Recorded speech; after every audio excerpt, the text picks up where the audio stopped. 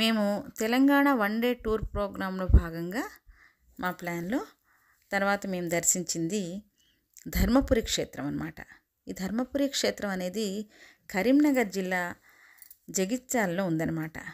మనం కరీంనగర్ నుంచి వెళ్ళాలనుకుంటే 70 కిలోమీటర్లు, జగిత్యాల నుంచి వెళ్ళాలనుకుంటే ఈ ధర్మపురి క్షేత్రం 30 కిలోమీటర్ల దూరంలో ఉంది. ఈ క్షేత్రం యొక్క ప్రాధాన్యత ఏంటంటే ఇది నవనారసింహ క్షేత్రాల్లో ఒకటన్నమాట.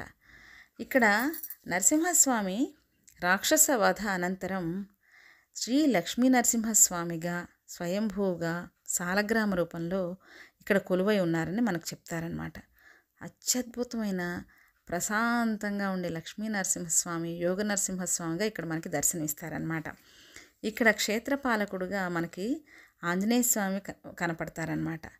అయితే ఈ క్షేత్రం యొక్క మనం ప్రాశస్త్యాన్ని కనుక చూసుకున్నట్లయితే ఇక్కడ త్రిమూర్తులు మనకి దర్శనమిస్తారండి. అంటే బ్రహ్మ విష్ణు మహేశ్వరులు. ఇది ఎలా అంటారంటే బ్రహ్మగారు ఇక్కడ తపస్సు చేసి తన తపోదండంతో అక్కడ ధర్మగుండాన్ని ఆయన సృష్టించారట.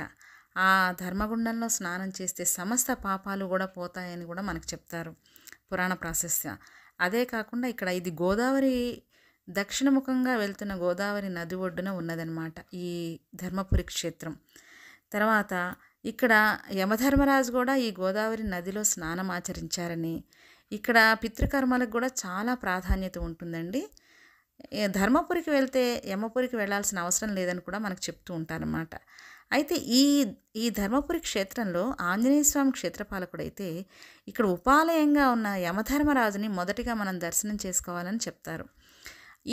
ఇక్కడ యమధర్మరాజు విగ్రహం ఉంటుందండి. అక్కడే యమగండ దీపాన్ని కూడా వెలిగిస్తూ ఉంటారు. ఈ యమగండ దీపాన్ని వెలిగిస్తే మనకి యమ బాధలు తొలగిపోతాయని ఇక్కడ ప్రసిద్ధి.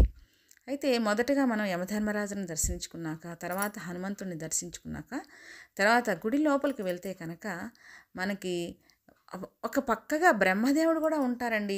అది చాలా ప్రత్యేకత. ఎందుకంటే విడిగా మనకి యమధర్మరాజు కానీ లేకపోతే బ్రహ్మ ఆలయాలు కానీ మనకు లేవని చెప్తారు. కానీ ఇక్కడ యమధర్మరాజు ఉపాలయం ఖచ్చితంగా ఉందండి. బ్రహ్మదేవుని విగ్రహం కూడా మనకి లోపలికి వెళ్తే మటుకు కనపడుతుందండి గుడి లోపల. ఇంకా గుడి లోపల లక్ష్మీ నరసింహస్వామితో పాటు మనకి ఇతర దేవతా విగ్రహాలు కూడా మనకు కనపడతాయి. గుడి ప్రాంగణం చాలా పెద్దదండి. ఇక్కడ మనకి వేణుగోపాల స్వామి దర్శనమిస్తారు. తర్వాత దత్తాత్రేయుల వారు, తర్వాత ఉగ్ర నరసింహస్వామి కూడా ఉంటుందండి. పాత దేవాలయం అంటారు. అక్కడ అంటే ఈ దేవాలయంలోనే మనకి నరసింహస్వామి 2 రూపాల్లోనే మనకు కనపడతారు. ఒక దేవాలయంలో ఉగ్ర నరసింహుడుగా, మరో దేవాలయంలో యోగ నరసింహుడుగా చిద్విలాసంగా లక్ష్మీ నరసింహుడుగా మనకు దర్శనమిస్తారు. అయితే ఈ 2 దేవాలయాలకు విడివిడిగా ఒక ఈ పాత దేవాలయానికి ఉగ్ర నరసింహస్వామికి ఏమో ఇంద్రాది దేవతలు చుట్టూతుగా అష్టదిగ్బంధం చేసినట్టుగా ఉంటుంది. మనకి అక్కడ కనపడతారనమాట. ఇంద్రాది దేవతల యొక్క ఆలయాలు కూడా ఉంటాయి, చిన్న ఉపాలయాలు. తర్వాత ఇక్కడ లక్ష్మీ నరసింహస్వామి చుట్టూతా మటుకు మనకి హనుమంతుడు అష్టదిగ్బంధనం చేసినట్టుగా చుట్టూతా మనకి ఆంజనేయ స్వామి విగ్రహాలు కూడా దర్శనమిస్తాయి. తప్పకుండా దర్శించండి. చాలా ప్రాశస్త్యం ఉన్న ప్రదేశం అన్నమాట ఇది. అయితే ఇక్కడ మనకి ఈ గోదావరిలో స్నానం ఆచరించి ఇక్కడ స్వామివారిని దర్శనం చేసుకునే వాళ్ళు చాలామంది ఉంటారండి. చాలా ప్లాన్డ్గా వెళ్ళాలి. అలా వెళ్ళాలనుకుంటే విడిగా ఒకరోజు స్పెండ్ చేయాల్సి వస్తుంది. లేదు అంటే మేమైతే 3 ఒకే రోజు దర్శించుకున్నాం. 3 ప్లేసెస్, అందులో ఇదొకటి కదా. అయితే దీనికి ఎలా వెళ్ళామో ఏమిటి అనేది మటుకు నేను చెప్తాను. ఇంకొకటి కూడా ఉందండి. ఇక్కడ ప్రాశస్త్యం ఏంటంటే ఇక్కడ రామలింగేశ్వర స్వామిని ప్రత్యేకించి దర్శించుకోవాలండి. ఎందుకంటే ఇక్కడ రామలింగేశ్వర స్వామి అంటే సాక్షాత్తు శ్రీరామచంద్రుల వారు వనవాసం వెళ్ళే సమయంలో ప్రతిష్ఠించిన ప్రతిష్ఠ చేసిన శివలింగం ఉందన్నమాట. ఇది దర్శించుకుంటే చాలా మనకి తెలియని శక్తి ఒకటి వస్తుంది అని వాళ్ళు చెప్తూ ఉంటారు అక్కడ పురాణ ప్రతీతి.